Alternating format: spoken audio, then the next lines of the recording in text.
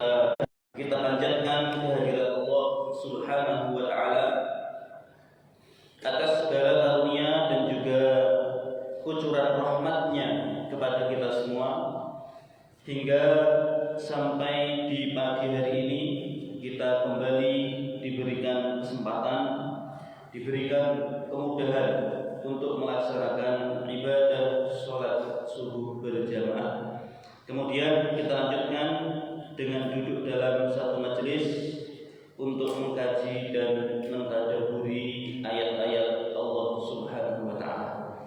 Bapak-bapak kaum muslimin rahimakumullah, pagi ini kita akan melanjutkan kajian tafsir atau tadabbur Al-Qur'an. Pada pertemuan kita yang terakhir, pembahasan kita sudah sampai di surat An-Nazi'at. Terakhir sudah selesai ya Nazi'at? Selesai. Pagi ini kita lanjut ke surat yang terakhir di juz 30, yaitu surat An-Naba. Karena kita mengawali kajian tadabbur Quran ini dari surat An-Nas, maka surat terakhir di juz 30 adalah surat An-Naba. Meskipun normalnya harusnya ngaji itu dari An-Naba dulu sampai An-Nas, tapi karena kita mulai dari surat yang pendek, An-Nas, Al-Falaq, Al-Ikhlas, nah terakhirnya di surat An-Naba. A'udzu billahi minasyaitonir rajim. Bismillahirrahmanirrahim. Amma yatasaalun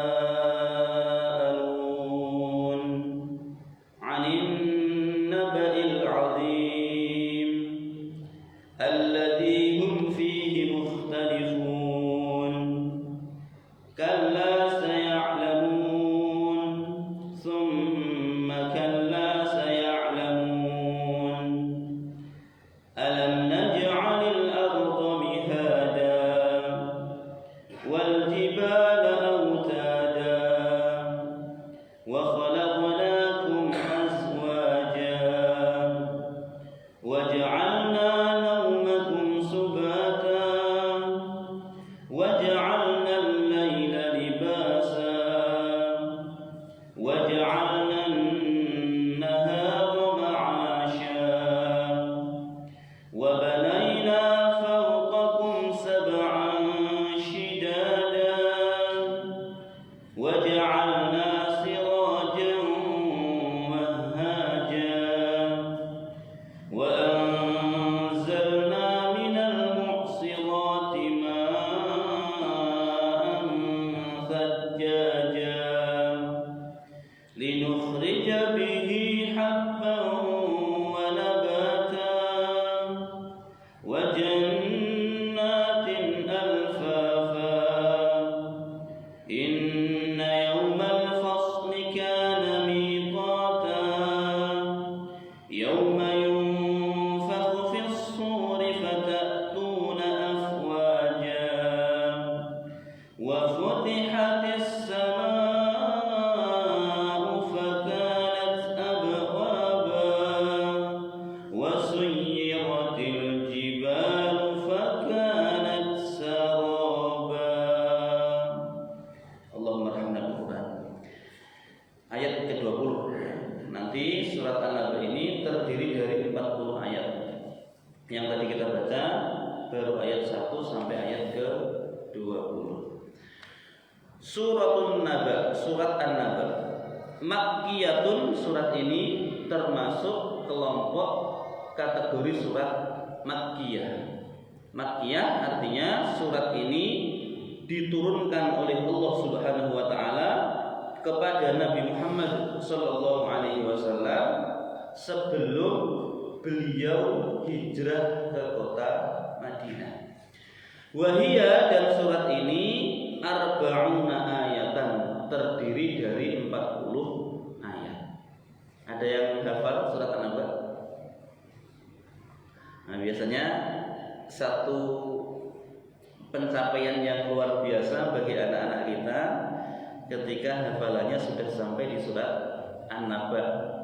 Karena kalau sudah sampai di surat An-Naba, tanda sudah dapat 1 juz 30.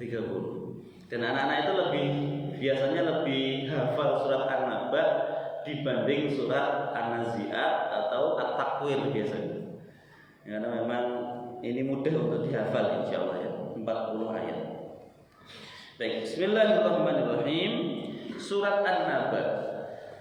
An-Naba secara bahasa artinya satu berita yang besar, satu khobar, satu informasi yang jelas, yang terang benderang. Itu An-Naba. Saking jelasnya berita ini, saking gamblangnya informasi ini, harusnya tidak ada seorang pun yang akan meragukan serta menyaksikan kebenarannya. Jadi kalau Bapak misalnya ditanya 1 tambah 1 itu berapa?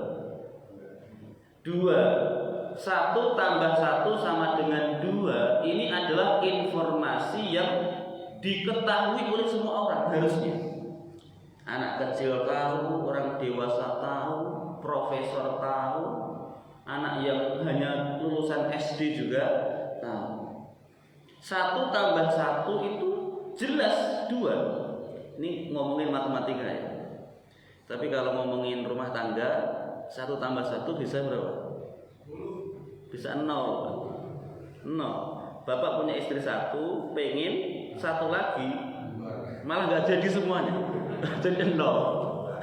Istri pertama kita cerai, istri kedua nggak jadi, udah jadi 0. Tapi kalau matematika 1 tambah 1 adalah 2. Ini informasi umum yang semua orang harusnya tidak perlu meragukan dan menyaksikan kebenarannya. Nah, berita yang sangat besar yang semua orang tahu itu bahasa Arabnya An-Naba. Misalnya hari ini ada kasus yang sangat viral. Apa nih berita yang lagi viral, lagi hot hari ini itu apa? Misalnya ada musibah besar di yang kemarin gempa itu mana? Yang daerah luar negeri yang gempa kan mana? Maroko misalnya. Jadi kalau di satu negara namanya Maroko terjadi musibah gempa bumi yang memakan korban sampai ribuan orang. Dan berita itu sudah viral di mana-mana. Televisi mengabarkan, surat kabar juga memberitakan, di TikTok seliweran, di Instagram, di Facebook, semuanya membicarakan tentang peristiwa itu. Nah, saking besarnya peristiwa yang terjadi sehingga sangat viral dan seharusnya tidak perlu ada seorang pun yang meragukan kebenaran dari berita tersebut. Wong semua orang sudah tahu, sudah melihat, sudah mendengar beritanya, kok tiba-tiba kita datang meragukan kebenarannya. Benar nggak itu? Apa iya seperti itu? Padahal semua orang sudah meyakini kebenarannya. Nah, itu An-Naba. Nah, di surat An-Naba ini nanti orang-orang kafir Quraisy itu mereka saling bertanya satu sama lain. Bertanyanya di sini tentu bukan untuk mendapatkan atau mencari informasi, bukan untuk mencari kebenaran, tetapi untuk mengolok-olok ataupun bercanda. Bertanyanya itu saling bertanyanya itu untuk mengolok-olok atau bercanda tentang An-Naba. Nanti kita akan bahas yang dimaksud An-Naba itu. Lah An-Naba amma yatasaalun. Amma tentang apakah? Yatasaalun ay yas'alu ba'du Quraisyin ba'dun. Yatasaalun kalau diartikan mereka saling bertanya. Jadi ada mutawa'ah. Bukan yang satu bertanya, yang satu menjawab, enggak, tapi mereka saling bertanya satu sama lain. Sebagian orang Quraisy bertanya kepada sebagian yang lain. Mereka gosip masalah apa sih? Mereka ngerumpi masalah apa sih? Mereka ngobrol masalah apa sih? Itu amma yatasaalun. Anin naba'il azim, an tentang an-naba, satu berita al-azim yang sangat agung, yang besar. Kata an-naba saja itu sudah diartikan dengan berita yang besar. An-naba itu berita besar, kalau al-khabar itu berita yang sifatnya biasa. Kata an-naba saja itu sudah diartikan berita yang besar. Ditambah lagi an-naba berita yang besar ini disifati dengan al-azim. Al-azim yang besar juga. An-naba saja itu sudah berita besar, ditegaskan, ditekankan dengan sifat al-azim, satu peristiwa yang betul-betul sangat dahsyat, sangat besar. Lalu apa yang dimaksud an-naba al-azim, berita yang besar ini?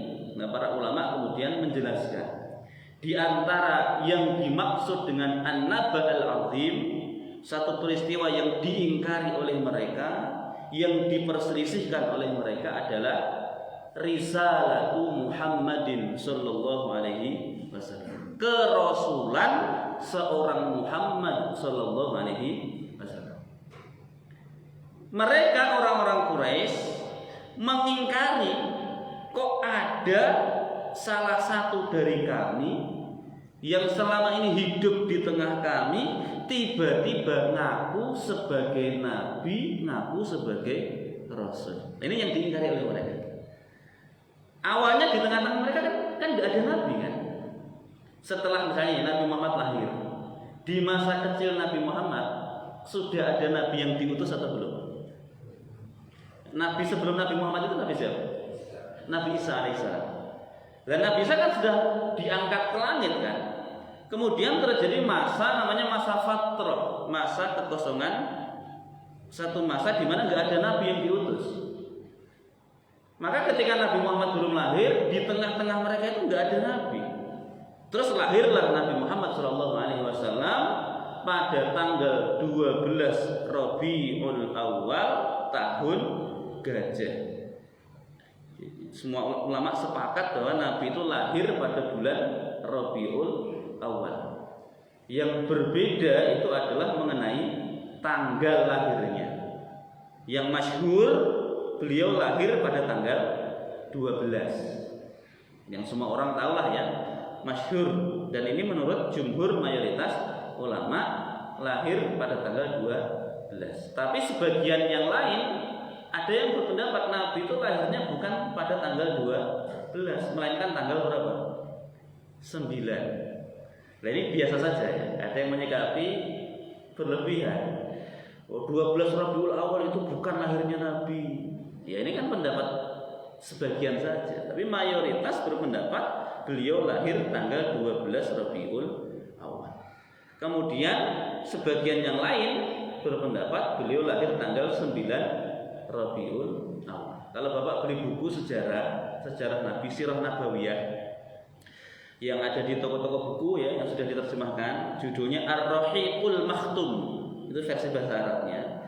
Itu nanti beliau Syekh Safiyur Rahman Al-Mubarakfuri, beliau lebih cenderung mengikuti pendapat bahwa Nabi Muhammad lahirnya bukan tanggal 12 Rabiul Awal, ya, tanggal 9 atau yang lain, pokoknya yang jelas bukan 12 Rabiul Awal. Lahir pada bulan Rabiul Awal, kemudian meninggal juga di bulan Rabiul Awal.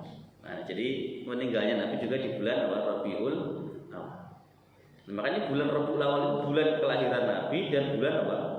Wafatnya Nabi. Lah Bapak senang atau sedih? Ya kita gembira karena kelahiran Nabi. Karena Nabi itu hidupnya baik, meninggalnya juga baik. Nabi hidup baik karena semua yang kita lakukan, kita amalkan hari ini, segala amal soleh yang bisa kita kerjakan hari ini, itu perantaranya semuanya melalui Nabi. Jadi hidupnya Nabi itu baik, wafatnya Nabi juga baik, karena setelah Nabi wafat, amal soleh yang kita kerjakan atau amal yang kita lakukan itu disampaikan, diperlihatkan pada Rasulullah SAW. Jadi Nabi melihat apa yang Bapak lakukan, Nabi tahu apa yang kita kerjakan, karena semua amal kita itu diperlihatkan oleh Allah pada Nabi. Kalau Nabi melihat kita berbuat baik, Nabi memuji Allah Subhanahu wa taala. Kalau Nabi melihat kita umatnya berbuat maksiat, Nabi sedih dan beristighfar, mohon ampun kepada Allah Subhanahu wa taala. Nah, itu baiknya Nabi, meskipun Nabi sudah wafat, sudah meninggal dunia jasadnya. Nah, ketika Nabi Muhammad lahir 12 Rabiul Awal tahun Gajah, tidak terjadi banyak perubahan di masyarakat Quraisy karena Nabi baru lahir kemudian tumbuh dewasa di Mekah bersama orang-orang Quraisy sampai usia 40 tahun. Nah, ketika 40 tahun inilah kemudian Allah Subhanahu wa taala mengangkat beliau menjadi nabi dan rasul. Tugas nabi dan rasul itu basyiran wa nadhiran, ngasih kabar gembira sekaligus ngasih peringatan. Karena beliau sudah menjadi nabi dan rasul, maka beliau harus mendeklarasikan dirinya sebagai utusan Allah. Dan tatkala beliau mendeklarasikan dirinya sebagai utusan Allah, sebagai Rasulullah, lah disitulah kemudian terjadi kegemparan. Mayoritas orang Quraisy mengingkari apa yang disampaikan oleh Rasulullah SAW. Kenapa? Karena itu satu hal yang mengagetkan sebenarnya. Bagi orang Quraisy itu satu hal yang mengagetkan. Tapi bagi ahlul kitab, orang-orang Yahudi, bahwa nanti di akhir zaman akan ada nabi terakhir, itu bagi mereka tidak kaget. Kenapa? Karena karakter dan sifat nabi yang diutus di akhir zaman itu sudah dijelaskan oleh Allah di kitab-kitab yang mereka pelajari. Maka an-naba al-azim, satu berita yang besar yang diperselisihkan, yang diingkari oleh orang-orang kafir, masa itu adalah orang Quraisy, adalah berita tentang apa? Kerasulan seorang Muhammad sallallahu alaihi wasallam. Nah, pertanyaannya hari ini ada nggak yang mengingkari Muhammad sebagai Rasul? Ada nggak orang yang tidak beriman pada Nabi Muhammad hari ini? Banyak, Pak. Yang antara yang beriman pada Nabi Muhammad dengan yang tidak beriman pada Nabi Muhammad itu lebih banyak yang beriman atau yang tidak beriman? Di dunia, kita ngomongnya ukuran manusia yang ada di dunia. Antara yang beriman pada Nabi Muhammad dengan yang tidak beriman pada Nabi Muhammad itu lebih banyak yang beriman atau yang tidak beriman? Yang tidak beriman. Penduduk dunia hari ini anggap saja misalnya 7 miliar. Itu yang beriman hanya 1 miliar. Sisanya berarti semuanya tidak beriman pada Nabi Muhammad SAW. Nah, yang jadi pertanyaan gini, kok bisa mereka tidak beriman pada Nabi Muhammad? Padahal kerasulan Muhammad, kebenaran ajaran yang dibawa oleh Nabi Muhammad itu an-nabaul azim, satu berita yang sangat besar. Saking gamblangnya, saking jelasnya, harusnya tidak ada seorang pun yang mengingkari kebenarannya. Maka kita wajib bersyukur kepada Allah sudah ditakdir menjadi bagian dari umat Nabi Muhammad yang beriman serta mencintai Nabi Muhammad SAW.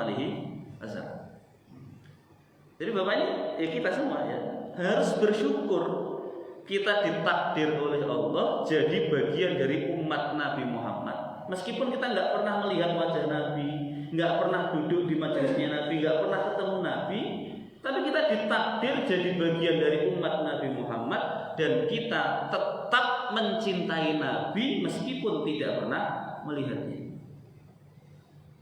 Siapa yang pernah melihat Nabi? Enggak ada kan? Enggak ada, kita beda masa. Kalau bermimpi ketemu Nabi ya bisa jadi Nabi hadir dalam mimpi kita. Nabi SAW mengatakan dalam satu hadisnya, la yu'minu ahadukum, tidak sempurna iman kalian, hatta akuna, sampai aku menjadi ahabba ilaihi, lebih dia cintai, min, dari waladihi, anak-anaknya, wa walidihi, dan orang tuanya, wa nasi ajma'in, dan seluruh manusia. Itu kata Nabi. Jadi saking hebatnya Nabi, saking mulianya Nabi, saking baiknya Nabi, itu Nabi sampai mengatakan tidak sempurna iman kalian sampai aku, kata beliau, lebih dia cintai dibanding siapa? Dibanding anak-anaknya, dibanding kedua orang tuanya, dan dibanding seluruh umat manusia. Jadi kalau Bapak membuat list daftar orang-orang yang kita cintai 1, 2, 3, 4 misalnya, urutan teratas nomor 1 itu harus diisi nama siapa? Nabi Muhammad SAW. Tidak boleh digantikan oleh siapa. Tidak boleh nomor 1 istri, nomor 2 istri, nomor 3 istri, nomor 4 istri, nomor 5 baru anak. Tidak boleh. Nomor 1 bapak, nomor 2 ibu, nomor 3 istri, nomor 4 anak. Tidak boleh. Nomor 1, dan ini tidak boleh digantikan oleh siapapun, harus diisi oleh nama Muhammad Sallallahu Alaihi Wasallam. Siapa orang yang paling Bapak cintai? Jawabannya secara teori ilmu itu harus menjawab siapa? Nabi Muhammad Sallallahu Alaihi Wasallam. Secara ilmu harus begitu, meskipun dalam tataran realita buktinya belum seperti itu. Tapi tetap nggak boleh Bapak, siapa orang yang paling Bapak cintai? Istriku, nggak boleh. Siapa yang lebih mencintai istrinya dibanding Nabi Muhammad SAW, imannya masih dipertanyakan. Siapa orang yang paling kamu cintai? Ibuku. Siapa yang mencintai ibunya melebihi cintanya pada Nabi Muhammad SAW, imannya masih dipertanyakan. Pokoknya Nabi Muhammad harus menjadi manusia yang paling kita cintai, melebihi kecintaan kita pada siapapun, pada istri, pada anak, pada orang tua, pada teman, pada siapa. Nah, maka yang perlu kita pikirkan adalah kenapa kita harus mencintai Nabi melebihi kecintaan kita pada siapapun. Kenapa harus Nabi Muhammad dulu yang nomor 1? Kenapa enggak nomor 1 istri? Karena bagaimanapun juga dia yang sudah menemani kita sejak awal perjuangan, dari nol sama-sama berjuang. Baru anak karena ini adalah darah daging kita. Terus baru orang tua karena sudah berjuang mendidik dan merawat kita. Baru terakhir Nabi Muhammad. Kenapa enggak begitu? Kenapa Nabi Muhammad dulu baru diisi orang-orang lain? Nomor 1 Nabi Muhammad, nomor 2 terserah. Mau istri boleh, mau anak ya silakan, mau orang tua ya silakan. Yang jelas nomor 1 yang tidak tergantikan. Kenapa harus Nabi Muhammad? Jawabannya sederhana, dan ini logis. Artinya gini, ucapan Nabi tadi, tidak sempurna iman kalian sampai aku menjadi orang yang lebih dia cintai dibanding orang tuanya, dibanding anak-anaknya. Itu adalah ucapan yang logis dan masuk akal kalau kita mau memikirkan dan merenungkannya. Kenapa kita harus mencintai Nabi melebihi kecintaan pada siapapun? Jawabannya sederhana, karena Nabi mencintai kita melebihi kecintaan siapapun kepada kita. Sekali lagi, kita wajib mencintai Nabi melebihi cinta kita pada siapapun. Itu alasannya karena Nabi juga mencintai kita melebihi cinta siapapun kepada kita. Jadi kalau pertanyaannya dibalik gini, siapa orang yang paling mencintai bapak-bapak? Jawabannya siapa? Ya Nabi Muhammad SAW. Siapa yang wajib pertama kita cintai? Jawabannya ya Nabi Muhammad SAW. Kenapa? Karena yang paling mencintai kita juga Nabi Muhammad SAW. Cinta istri bapak pada bapak itu tidak mungkin bisa mengalahkan cinta Nabi pada bapak. Cinta anak soleh, misalnya bapak punya anak soleh, cinta mereka pada bapak itu nggak mungkin bisa mengalahkan cinta Nabi kepada bapak, cinta Nabi kepada umatnya. Kalau mau bukti, banyak buktinya. Apa buktinya Nabi mencintai kita melebihi cinta siapapun pada kita? Misalnya gini, bapak mencintai istri, cinta bapak pada istri itu nggak mungkin bisa mengalahkan cinta Nabi pada istri bapak. Bukan istri bapak secara personal enggak, tapi kepada umat Nabi Muhammad SAW. Buktinya apa? Kalau bapak ditanya misalnya, bapak itu dalam sehari mendoakan istri bapak berapa kali? Tadi siapa yang habis subuh mendoakan istrinya? Jarang, berapa orang boleh? Saya ragu kalau semua yang di sini setiap sholat mendoakan istrinya itu, saya ragu. Kita jarang-jarang Pak ingat istri pas dalam doa-doa kita. Terus doa yang paling minta yang apa? Yang pokok-pokok saja lah, Rabbana atina fid dunya hasanah. Jarang yang secara spesifik menyebut istrinya. Kita lihat, katanya cinta, tapi kita jarang mengingat pasangan kita, mengingat anak-anak kita di dalam doa-doa yang kita panjatkan. Itu kita. Nah, sementara Nabi Muhammad SAW setiap sholat itu ingat umatnya dan mendoakan ampunan untuk umatnya. Setiap sholat. Ada satu riwayat yang sahih ceritanya gini. Nabi sedang bersama Aisyah, istri beliau, Aisyah radhiyallahu anha. Aisyah memandang wajah Nabi, teduh, tenang. Kemudian Aisyah meminta kepada Nabi, ya Rasulullah, doakan aku. Doakan aku. Kemudian Nabi berdoa, Allahumma ighfir li Aisyata ma taqaddama min dzambiha wa ma ta'akhkhar, ma asarrat wa ma a'lanat. Atau kama qala. Ya Allah, ampunilah dosa Aisyah yang sudah lalu maupun yang akan datang. Dosa yang sembunyi-sembunyi atau yang ditampakkan. Nah, mendengar Nabi mendoakan beliau, Aisyah merasa gembira, wajahnya itu berseri-seri, gembira. Lalu Nabi tanya, wahai Aisyah istriku, apakah engkau gembira, apakah engkau senang? Ya, tentu Aisyah menjawab, tentu ya Rasul, siapa yang tidak gembira didoakan oleh engkau? Apalagi secara spesifik namanya disebutkan. Terus kata Nabi apa? Begitu juga keadaan umatku. Setiap sholat aku ingat mereka dan mendoakan ampunan untuk mereka. Kita aja Pak jarang ingat Nabi, jarang menyebut nama Nabi. Ataupun kalau bapak nyebut nama Nabi itu kadang lalai. Lisannya ngomong Allahumma sholli ala Muhammad, tapi pikiran kemana-mana, hati kemana-mana. Itu kita. Tapi Nabi semasa hidupnya setiap sholat ingat kita, mendoakan ampunan untuk kita. Siapa? Sekarang orang yang mencintai bapak, yang sekiranya setiap sholat ingat bapak dan mendoakan bapak. Insya Allah nggak ada. Ya selain Nabi Muhammad SAW. Yang kedua, likulli nabiyyin da'watun mustajabah, kata Nabi. Semua nabi itu memiliki satu doa yang mustajabah. Semua nabi dari yang pertama sampai yang terakhir itu dikasih oleh Allah satu doa yang mustajabah. Semua nabi sampai sebelum Nabi Muhammad sudah menggunakan doa itu di dunia. Sementara aku, kata Nabi, ikhtabatu dakwati, aku simpan doaku itu syafaatan li ummati yaumal qiyamah, sebagai penolong bagi umatku pada hari kiamat.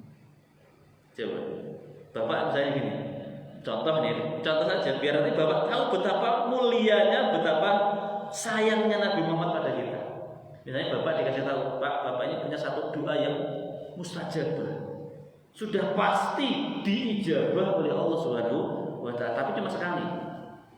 Lah kira-kira Bapak mau pakai sekarang pas masih hidup atau nanti di akhirat? Bapak dikasih kabar gembira, Pak, Bapak punya satu doa yang mustajabah, tapi satu saja. Bebas Bapak mau gunakan kapan. Sekarang boleh, nanti boleh. Nanti di akhirat boleh. Lah kira-kira Bapak mau pakai sekarang atau nanti? Lah manusia itu khuliqal insanu min ajal. Manusia itu diciptakan dalam keadaan apa? Tergesa-gesa. Kalau dapat sesuatu yang menggembirakan dia, itu dia pengen buru-buru apa? Mendapatkannya. Kalau dikasih kabar gembira, Bapak ini ada satu doa yang mustajabah. Sebelum yang menyampaikan berita selesai menyampaikan pesan, Pak, Bapak sudah angkat tangan, sudah mesti minta berdoa. Karena mustajabah langsung dikasih. Kita tidak sabar untuk nanti nunggu di akhirat, pengen dipakai di dunia. Ya semua nabi kayak gitu, tapi Nabi tidak, Nabi Muhammad tidak. Disimpan doanya itu, enggak dipakai di dunia, Pak. Makanya nanti kapan? Nanti di akhirat. Anggap saja bahwa misalnya gini, Pak, ini ada satu doa yang mustajabah, silakan Bapak pakai. Anggap saja Bapak enggak memakai di dunia, makanya nanti di akhirat. Lah kira-kira nanti pas di akhirat, misalnya di padang mahsyar, dalam keadaan kita kepanasan, di bawah terik matahari. Lah kira-kira Bapak mau minta apa? Bapak masih ingat punya satu doa yang mustajab. Terus di akhirat dalam keadaan yang genting itu, Bapak kira-kira minta apa? Mungkin nggak Bapak ingat saya, ya Allah selamatkanlah Ustaz agar segera masuk surga. Mungkin nggak? Nggak bakalan. Nggak mungkin. Mesti dan itu normal. Memang harusnya seperti itu. Semua kita hanya akan pikir diri sendiri. Kalau memikir orang lain tentu yang terdekat lah, keluarga, paling itu. Nggak mungkin Bapak mendoakan orang-orang yang tidak dikenal, nggak mungkin.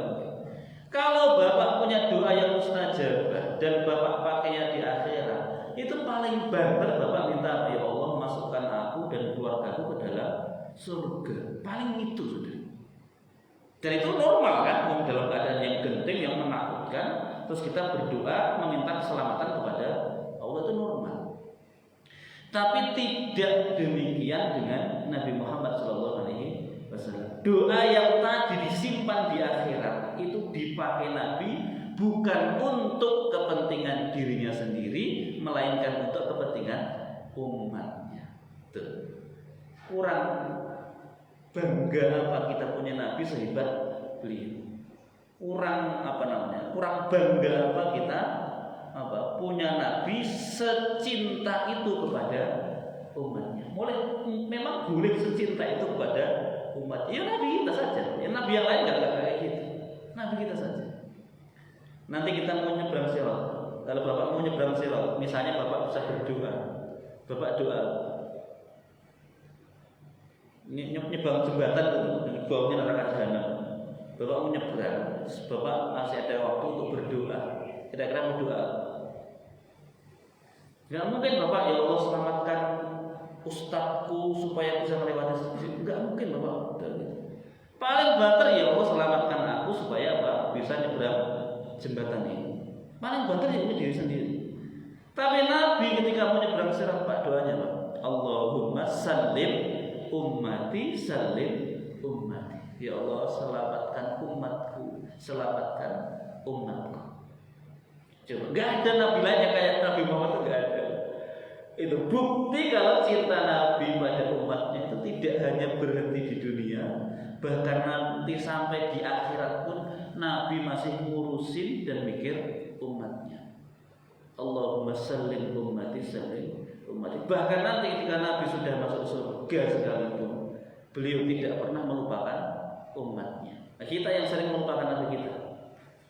Nabi sudah masuk surga, Pak. Nanti umat Nabi Muhammad yang beriman itu semua masuk surga. Nggak usah khawatir. Semua umat Nabi Muhammad yang beriman, yang di dalam hatinya ada iman, itu pasti masuk surga. Hanya masuk surganya tidak bareng. Ada yang duluan, ada yang harus harus menyelesaikan dulu ini siksaannya di neraka. Tapi endingnya tetap masuk surga. Dan yang pertama kali masuk surga itu Nabi Muhammad SAW. Karena pintu surga itu dibuka untuk Nabi Muhammad. Begitu Nabi Muhammad sudah masuk, Nabi Muhammad itu mengira kalau seluruh umatnya juga masuk surga bersama beliau di waktu yang bersamaan. Nabi Muhammad diceritakan dalam satu riwayat, ya. Nabi Muhammad itu nggak sadar, nggak tahu kalau ternyata ada sebagian umatnya yang masuk neraka. Beliau mengiranya kalau Nabi sudah masuk surga, berarti semua umatnya juga masuk surga. Sampai satu ketika ada kejadian, Nabi Muhammad itu dikunjungi malaikat Jibril.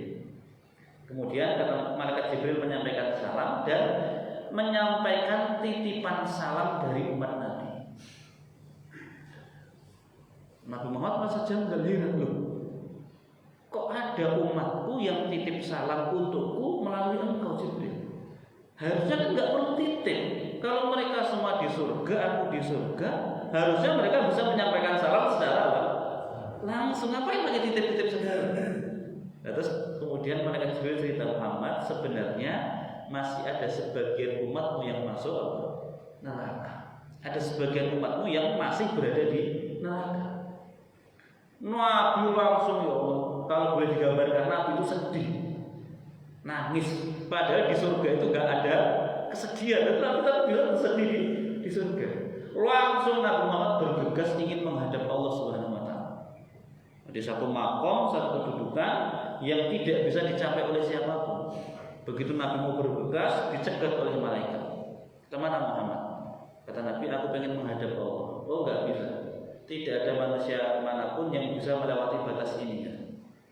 Lalu langsung Nabi Muhammad mengadu pada Allah. Ya Allah, ini ada hambamu, malaikatmu menghalang-halangi aku. Malaikat itu langsung ditegur oleh Allah. Hai malaikat, orang lain nggak boleh lewat, tapi kalau Nabi Muhammad boleh lewat. Siapapun nggak bisa melewati batas itu, tapi Nabi Muhammad, khusus untuk Nabi Muhammad, bisa melewati batas itu. Terus akhirnya sampai menghadap Allah, terus sujud pada Allah. Begitu sujud, irfa' ra'saka. Muhammad, angkat kepala. Angkat kepala. Ada apa Muhammad? Nabi itu benar protes ya, dalam tanda kutip ya. Ya Allah, kenapa masih ada sebagian umatku yang di neraka? Kata Allah, usatun mudnibi. Ya umatmu yang di neraka itu mereka usat ahli maksiat, mudnibin, orang yang dosanya banyak. Ya pantas kalau mereka masuk neraka. Coba, aku bayangkan misalnya ada dialog begitu ya antara Nabi dengan Allah. Ya Allah, kenapa sebagian umatku itu masih ada yang di neraka? Dijawab oleh Allah, mereka yang di neraka itu adalah ahli maksiat dan dosanya banyak. Dan kira-kira kalau Bapak misalnya ada di posisi Nabi Muhammad, tanya pada Allah, ya Allah, kenapa kok ini umatku sebagian masih di neraka? Dijawab, mereka yang di neraka itu ahli maksiat dan orang yang dosanya banyak. Nah, kira-kira yang Bapak lakukan setelah itu? Menghadap pada Allah, kayak protes itu kan? Tanya, ya Allah, kenapa kok ini sebagian umatku yang masih ada di neraka? Dijawab, mereka ini yang di neraka Muhammad, ahli maksiat dan orang yang hobi berbuat dosa. Terus kira-kira Bapak yang Bapak lakukan apa? Oh ya sudah ya Allah, balik surga. Kan gitu kalau kita kan. Setelah mendengar penjelasan ya sudah merasa cukup, itu kita. Tapi Nabi enggak, Pak. Nabi tetap berjuang demi siapa? Demi umatnya. Nabi kemudian menggunakan satu hak yang apa? Yang Allah berikan pada Nabi ini. Lalu bagaimana dengan janjimu ya Allah? Katanya engkau mau memberikan apapun kepadaku sampai aku apa? Ridho. Ini di surat At-Taha. Wala saufa yu'tika rabbuka fatardu. Itu kalau Bapak baca ayat itu dan memahami isinya itu Bapak akan bahagia sekali. Kata apa? Kata Allah apa? Rabbmu Muhammad pasti akan memberikan apapun kepadamu sampai kamu apa? Ridho. Sampai kamu senang. Allah itu pengen menyenangkan siapa? Nabi Muhammad. Kalau kita kan minta sesuatu pada Allah biar kita senang kan? Itu pun kadang nggak banyak yang tidak dia kasih. Kalau Allah pada Nabi Muhammad itu hubungannya sudah lain. Allah akan memberikan apapun pada Nabi sampai Nabi itu merasa senang. Lah maka hak itu kemudian diminta oleh Nabi. Terus gimana dengan janjimu ya Allah? Katanya engkau akan memberikan apapun sampai aku merasa ridho dan senang. Bagaimana aku ridho, aku senang kalau masih mengetahui sebagian umatku ada di neraka. Coba, segitunya Nabi membela umatnya di hadapan Allah Subhanahu wa Ta'ala. Yang berani begitu hanya Nabi Muhammad, yang lain nggak ada yang berani ngomong. Akhirnya apa? Nabi Muhammad diizinkan untuk menjenguk, melihat umatnya yang ada di neraka. Akhirnya berangkat ke neraka. Sampai neraka dicegat oleh malaikat. Siapa? Penjaga neraka siapa? Mungkar atau nakir? Atau rakib atau atid? Penjaga neraka siapa? Malik, malaikat Malik. Bapak harus tahu. Jangan sampai nggak kenal penjaganya. Ini kalau Bapak pengen masuk, terus terus maling, jangan masuk. Itu neraka. Nah kalau nggak kenal bahaya, Bapak asal nggak kenal satpam, jangan asal masuk saja. Oh baru tahu neraka bahaya. Muhammad nggak boleh masuk. Kamu kan Nabi, nggak mungkin masuk apa? Neraka. Pokoknya aku pengen nengok umatku. Makanya pintu neraka dibuka. Nabi cuma melongo itu katanya. Nah, kayak jendela dibuka terus apa ngintip gitu. Nggak masuk dari luar saja ngintip mana nih Mat? Diceritakan dalam riwayat itu ya. Begitu Nabi menampakkan wajahnya, melihat ke dalam neraka itu yang membakar khusus umat Nabi Muhammad. Tiba-tiba api neraka itu apa? Padam. Api neraka yang selama ini nggak pernah padam, membakar para pendosa, tidak pernah sedetik pun api itu mengecil bahkan padam. Begitu Nabi Muhammad datang menampakkan wajahnya itu, api neraka padam. Sampai umat Nabi yang pendosa ini merasa kaget, loh kok mati? Karena selama ini nggak pernah mati, pas mati malah apa? Kaget, nggak pernah mati kok pas sekarang mati, kok mati? Mereka saling panik, kenapa ya? Nyari sebabnya. Apa bahan bakarnya habis tuh gimana? Setelah mereka doakan pandangan ke atas, melihat wajah yang begitu bersih, begitu bersinar, begitu terang. Terus umat yang kurang ajar ini tanya, man anta, kamu itu siapa? Ini umat yang gak kenal siapa? Nabinya. Kamu siapa? Dia kan kurang ajar banget ya. Wong nabinya sendiri kok ditanya kamu siapa? Kamu siapa? Dan Nabi nggak tersinggung Pak, gitu. Karena ngerti ini kan umat dosa, jadi wajar dimaklumi oleh Nabi. Nah, Nabi menjawab, ana nabiyyukum la ansakum abada. Aku adalah nabi kalian, sampai kapanpun aku tidak akan pernah melupakan kalian. Tuh. Mana ada selain Nabi Muhammad yang tidak pernah meninggalkan umatnya? Nggak ada. Contoh gini, bapak misalnya sudah di surga, istri bapak masih di neraka, kepikiran istri nggak bakal coba. Itulah Nabi Muhammad sudah, ya Allah, sudah dikasih kebahagiaan, kemuliaan di surga. Ingat umatnya yang ada di neraka. Itu Nabi Muhammad. Aku nabi kalian, sampai kapanpun aku tidak akan melupakan kalian. Terus Nabi sujud Pak, di pinggiran neraka. Muhammad angkat kepala, terus minta apa Muhammad? Pokoknya kamu minta apapun, yang penting kamu senang, dituruti oleh Allah. Akhirnya Allah buat satu keputusan gini, Muhammad, siapapun di antara umatmu yang di dalam hatinya ada iman, sekecil apapun, meskipun sebesar apa? Zarrah. Zarrah itu semut hitam yang kecil. Nah, kalau kita lebih sering mengartikan dengan biji semangka atau biji sawi lah ya. Pokoknya sekecil apapun, kalau cahaya yang seredup apapun iman itu, maka dia akan dikeluarkan dari neraka dan dimasukkan ke dalam surga. Gimana Muhammad? Kamu udah senang belum? Puas atau belum? Baru Nabi Muhammad apa? Aku ridho ya Allah, aku puas. Akhirnya apa? Umat Nabi yang ada imannya sekecil apapun dicari oleh malaikat, dientaskan dari neraka, dimasukkan ke dalam surga. Semua itu berkat syafaat pertolongan siapa? Nabi Muhammad SAW. Maka aneh kalau kita itu nggak bangga punya Nabi yang sepeduli itu pada umatnya.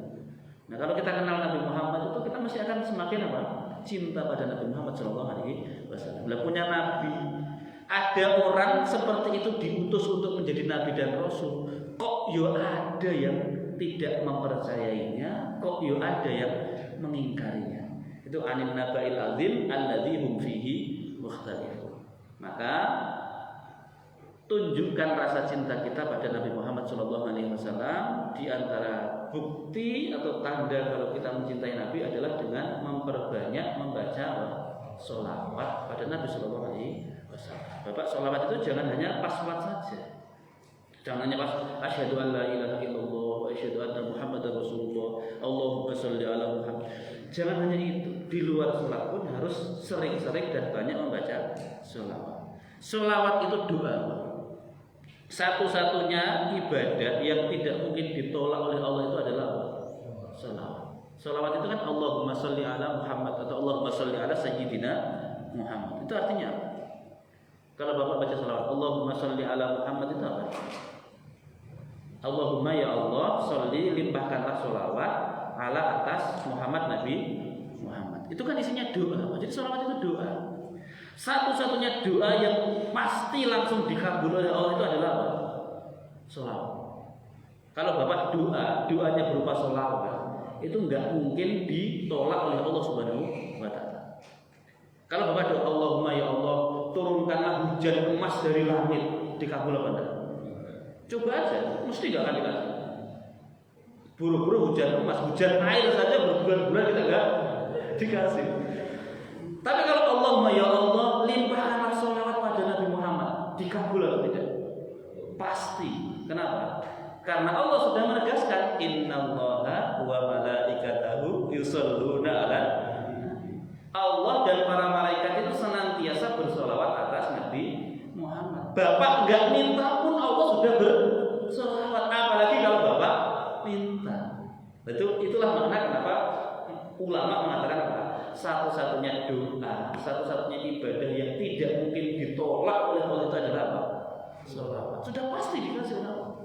Meskipun yang mengucap sholawat itu adalah para pendosa sekalipun, itu mesti permintaannya dikabulkan oleh Allah. Ada pezina, Allahumma sholli ala Muhammad, dikabul atau tidak? Dikabul. Meskipun yang ngomong sholawat itu adalah seorang pezina. Kenapa? Ya Allahumma sholli ala Muhammad, ya Allah limpahkanlah sholawat atas Nabi Muhammad. Ya tetap dikasih. Kenapa? Karena tanpa doa dia pun Allah sudah mengatakan innallaha wa malaikatahu yusholluna 'alan nabi. Ya udah, pokoknya perbanyak sholawat ya. Man ta'allaqa qalbuhu wa lisanuhu bi Muhammadin. Qala ba'du ahli ilmi, sebagian ulama buat menyampaikan satu kalimat hikmah. Siapa yang hati dan lisannya itu terikat dengan Nabi Muhammad SAW, ruziqa, dia akan diberi rezeki biziaratihi au biru'yatihi. Dia akan dikasih rezeki bisa mengunjungi Nabi atau bisa melihat Nabi. Melihat Nabi dalam mimpi.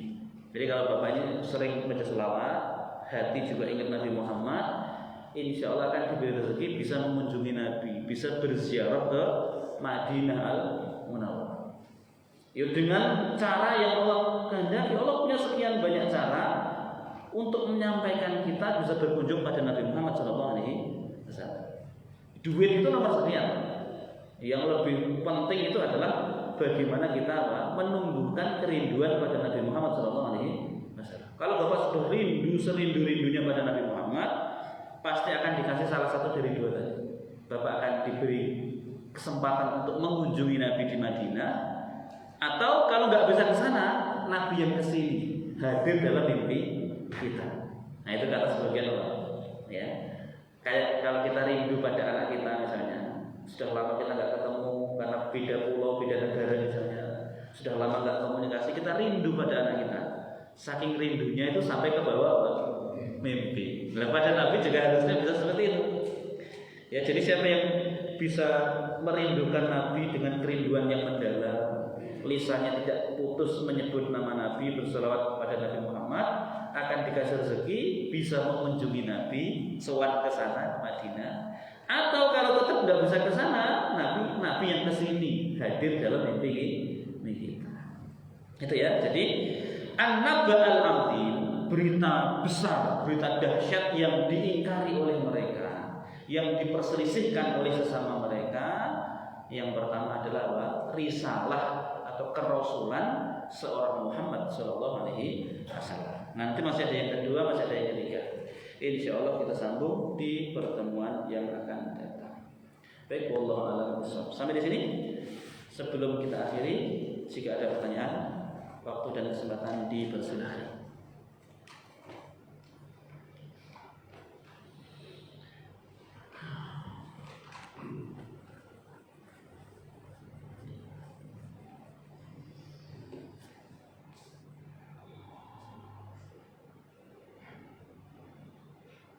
Ada atau tidak?